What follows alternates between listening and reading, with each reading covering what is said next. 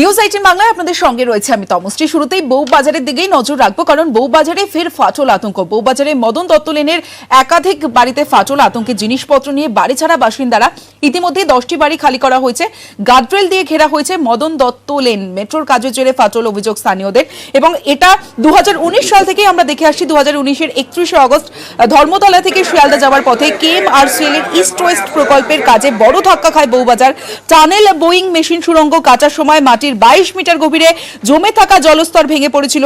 এরপর দুর্গা পিতুরি লেন, শেকরাপাড়া লেনেও আমরা সেই ছবি দেখেছিলাম গত মে মাসে। এবং গত মে মাসের পর আজ যে ছবি আমরা দেখছি, সেই মদন দত্ত লেনের একাধিক বাড়িতে ফাটল। সরাসরি রয়েছে আমাদের প্রতিনিধি সৌরভ তিওয়ারি রয়েছে, সৌরভের সঙ্গে কথা বলবো। সৌরভ, এই মুহূর্তে যে বিষয়টা জানতে চাইবো, যে মেট্রো রেল কর্তৃপক্ষ তারা আসলো, এসে কোন কোন বিষয় তারা খতিয়ে দেখলো এবং মোট কতজনকে সরানো হয়েছে এখনো পর্যন্ত?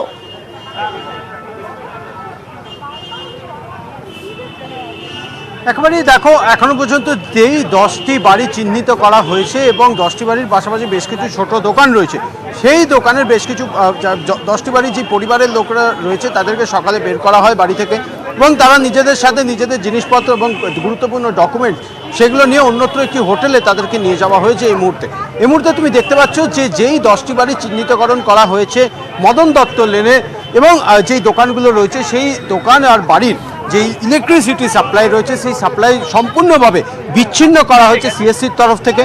এর পাশাপাশি লেভেলিং সার্ভে করা হয়েছে মেট্রো রেলের ইঞ্জিনিয়ারদের তরফ থেকে। তুমি দেখতে পাচ্ছ ছবিটা, আমার ক্যামেরা পার্সন রাজীব সিং সরাসরি দেখাচ্ছে যে মেট্রো রেলের যারা ইঞ্জিনিয়াররা রয়েছে তারা রয়েছেন ভেতরে, এবং লেভেলিং সার্ভে যেরকম একদিকে চলছে, তার পাশাপাশি ইঞ্জিনিয়াররা তারা যেই বাড়ির ভেতরে যেই ফাটলগুলো রয়েছে সেই ফাটলগুলোর ক্ষয়ক্ষতি, ফাটলগুলোর গভীরতা দেখতে তারা ভেতরে প্রবেশ করবে আর কিছুক্ষণের মধ্যেই।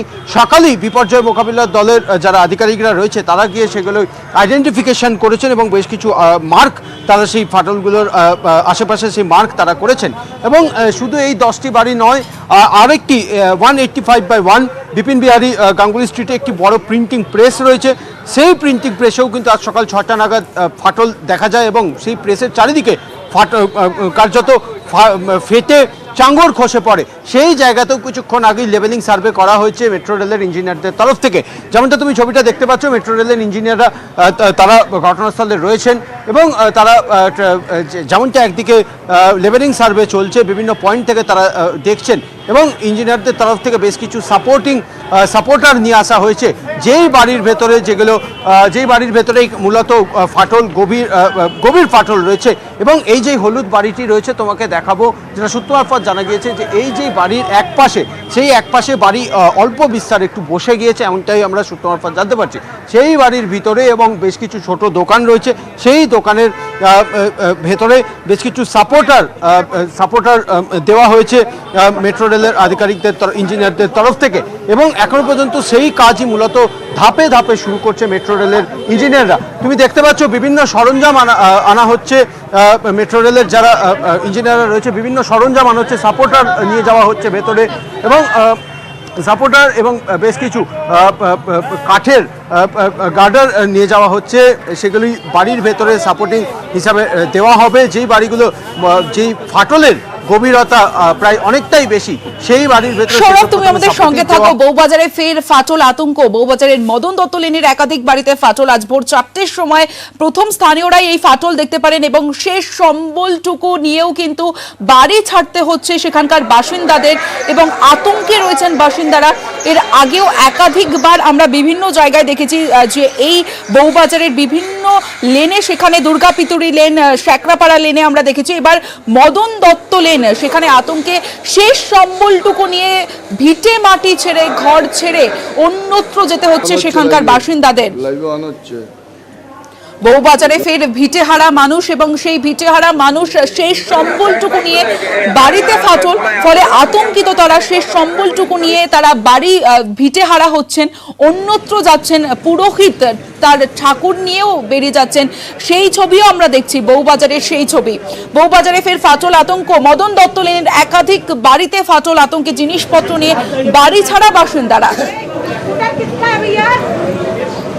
ইতিমধ্যেই 5টি হোটেলে তাদের রাখার ব্যবস্থা করা হয়েছে। যে ছবি আমরা দেখছি, বয়স্ক মানুষ যারা সেখানকার বাসিন্দা তাদেরও ভিটে হারা হতে হচ্ছে, ভিটে ছাড়তে বাধ্য হচ্ছেন, কারণ বউবাজারে যে ফাটল, মেট্রোর কাজের জন্য যে ফাটল, সেই ফাটল আতঙ্ক ভোর থেকেই ফাটল আতঙ্ক, ফলে ঘর বাড়ি ছেড়ে অন্যত্র যেতে হচ্ছে বাসিন্দাদের।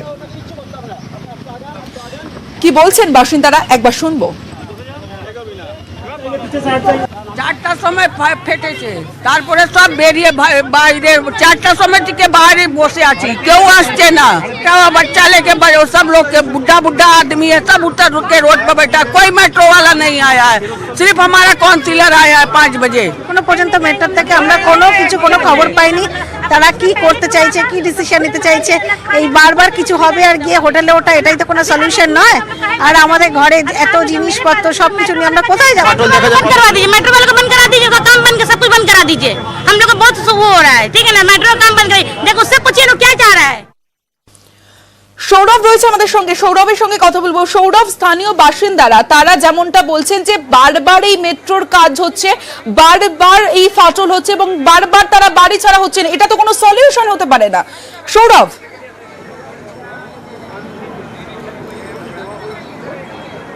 একেবারেই দেখো, আজ সকালে কার্যত মেট্রো রেলের আধিকারিক এবং মেট্রো রেলের কর্তৃপক্ষের ওপরে তারা ক্ষোভ দেখায়, কেন কি এই ঘটনা পুনরাবৃত্তি তারা এর আগেও অতীতেও দেখে এসেছে। গত 11ই মে দুর্গাপিতুরি লেনে এই একইভাবে ফাটল ধরেছিল।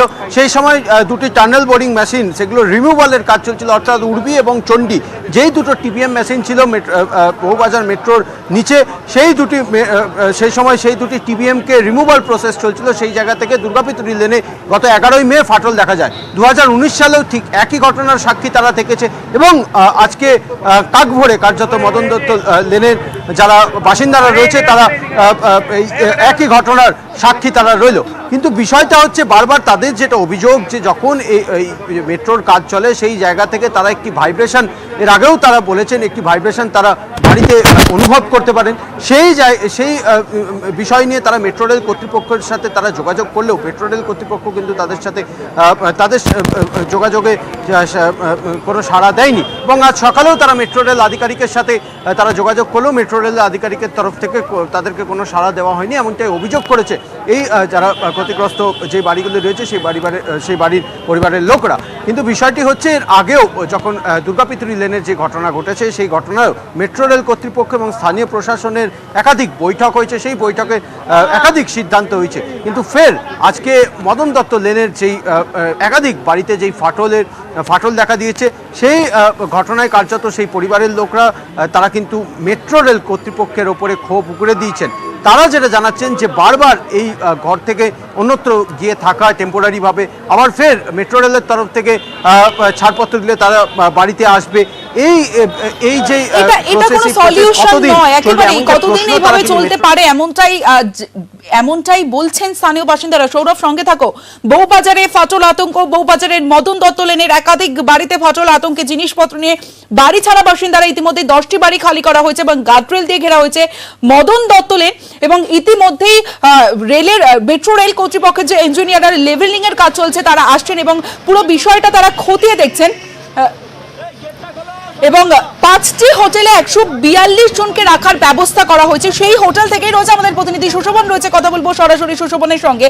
সুশোভন, প্রথমে স্থানীয় বাসিন্দারা যেমনটা জানাচ্ছিলেন যে তারা হোটেলে যেতে চান না, তারা এর আগের বারও তাদের হোটেলে রাখা হয়েছিল দুর্গাপিতুরি লেনে, যখন আমরা দেখেছিলাম আবার তাদের হোটেলে রাখার বন্দোবস্ত করা হয়েছে। তারা প্রথমে যেতে চাননি, তারপরে তারা গেলেন। কি বলছেন হোটেলে যাওয়ার পর বাসিন্দারা?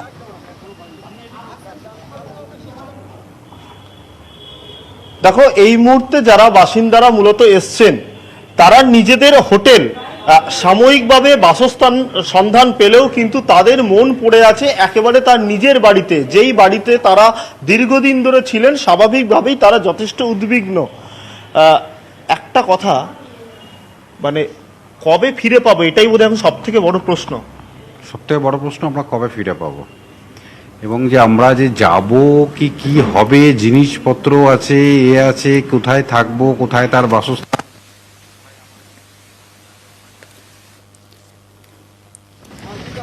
আমরা অবশ্যই সুশোভনের সঙ্গে কথা বলবো। বউবাজারে ফের ফাটল, আতঙ্ক। বউবাজারের মদন দত্ত লেনের একাধিক বাড়িতে ফাটল, আতঙ্কে জিনিসপত্র নিয়ে বাড়ি ছাড়া বাসিন্দারা। ইতিমধ্যেই 10টি বাড়ি খালি করা হয়েছে, গার্ডরেল দিয়ে ঘেরা হয়েছে মদন দত্ত লেন। মেট্রোর কাজের জেরে ফাটল, অভিযোগ স্থানীয়দের। 5টি হোটেলে 142 জনকে রাখার ব্যবস্থা করা হয়েছে। সুশোভনের কাছে আবারও যাব। সুশোভন, স্থানীয় বাসিন্দারা কি বলছেন আরো একবার জানতে চাইবো। বাসিন্দাদের সঙ্গে তুমি যখন কথা বলছিলে সেই সময় আমরা শুনতে পাইনি, আরো একবার যদি বাসিন্দাদের সঙ্গে কথা বলো।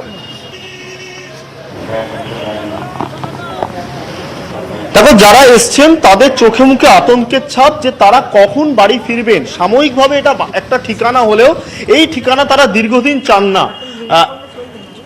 কবে বোধহয় বাড়ি ফিরবেন এবং বাড়িতে সমস্ত জিনিসও বোধহয় রয়েছে? সবই আছে, কিছুই নিয়ে বেরোতে পারিনি। মানে 4:45 থেকে আমরা রাস্তায় দাঁড়িয়ে আছি, জানি না এখন কি হবে। যে ক্ষতিপূরণের কথা বলা হচ্ছে বারবার, সেটা নিয়ে কি কিছু ভাবছেন? আদৌ মানে পূর্বের অভিজ্ঞতা তো খারাপ। কি বলবো, কপালে যা।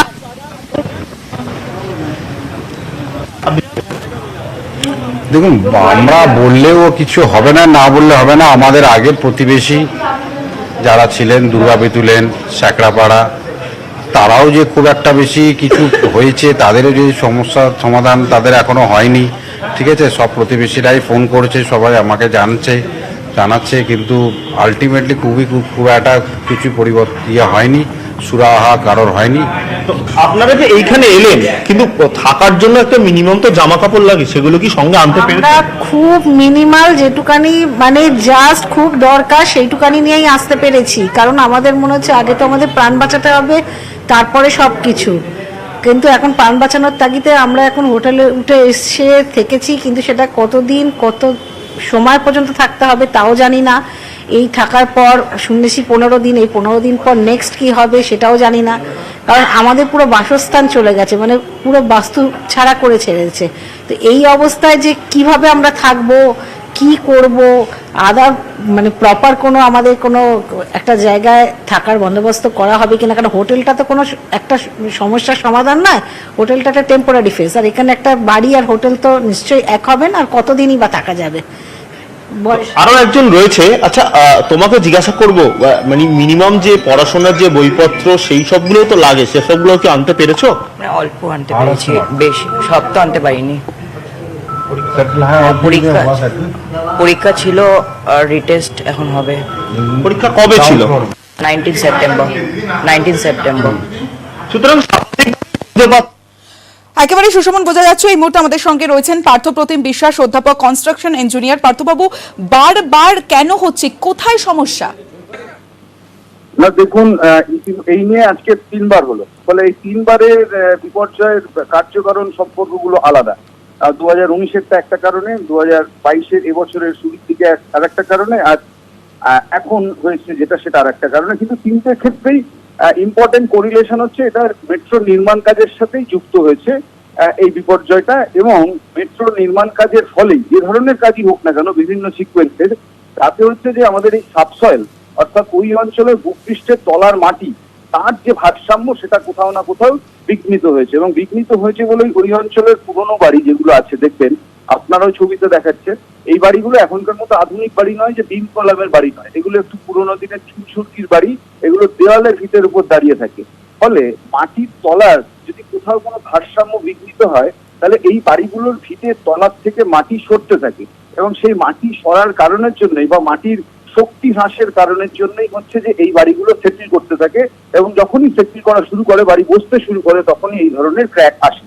ফলে এখানে এখন দেখা যাচ্ছে যে এই পর্যায়ে আজ সকালেও আমি যা দেখলাম, মেট্রো রেলের আধিকারিক একজন রিপোর্ট করলেন যে এই দীর্ঘ কয়েক মাস কাজ বন্ধ থাকার পর গত 7 দিন আগের থেকে ওরা কাজ শুরু করেছিলেন নতুন করে। ফলে এই নতুন করে কাজ শুরু হওয়ার সাথে নতুন করে ফাটল আসার একটা সম্পর্ক ডেফিনেটলি রয়েছে, এবং এক্ষেত্রে যে ধরনের সতর্কতা মেট্রো কর্তৃপক্ষের নেওয়া উচিত ছিল এই ধরনের নির্মাণ কাজের সাথে, তারা নিয়েছেন বলে প্রাথমিকভাবে মনে হচ্ছে না। কারণ এই পর্যায়ের যে কাজটা, সেটা হচ্ছে মাটির তলার যে লুজ সয়েল ছিল, সেই লুজ সয়েলকে ওরা স্ট্রেংথেনিং করছিল, শক্ত করছিল নরম সয়েলটাকে, ফলে সেক্ষেত্রে এটাকে বলা হয় সয়েল গ্রাউট করছিলেন বলে ওরা জানিয়েছে। সয়েল গ্রাউট মানে সিমেন্টের স্লারি বা কেমিক্যাল কিছু ইনজেকশন দিতে হয় সয়েলের মধ্যে দিয়ে ওই নড়বড়ে সয়েল যেটা আছে লুজ সয়েল সেটাকে আরেকটু শক্ত করা হয়। এখন এই কাজটা করার সময় অর্থাৎ যখন সয়েল শক্ত করতে চলেছে তখন এই ধরনের বিপর্যয়ের আশঙ্কা কিন্তু উড়িয়ে দেওয়া যায় না, যেখানে যে সয়েলের কিছু কিছু ক্ষেত্রে কিছু কিছু পকেটে শক্তি হ্রাস হয়ে যেতে পারে, সেই কারণের জন্যই বাড়িগুলো আনইভেন সেটেল করতে পারে।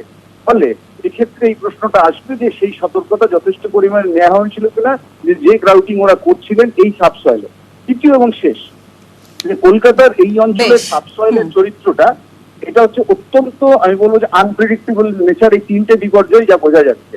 ফলে এখানে একটা প্রশ্ন কিন্তু ঘুরিয়ে আসবে যে অরিজিনাল অ্যালাইনমেন্ট ছিল যে সাবসয়েল বরাবর, সেই নতুন পুরোনো অ্যালাইনমেন্ট চেঞ্জ করে যখন নতুন অ্যালাইনমেন্ট করা হয়েছিল সেখানে মাটির চরিত্র এবং জলস্তরের চরিত্রের এই যে পরিবর্তন, এই যে কমপ্লেক্সিটি, সেটা বিবেচনায় রাখা হয়েছিল কিনা, এই প্রশ্নটাই আসলে আরেকবার ওঠার সুযোগ উঠে আসছে। অনেক ধন্যবাদ আপনাকে।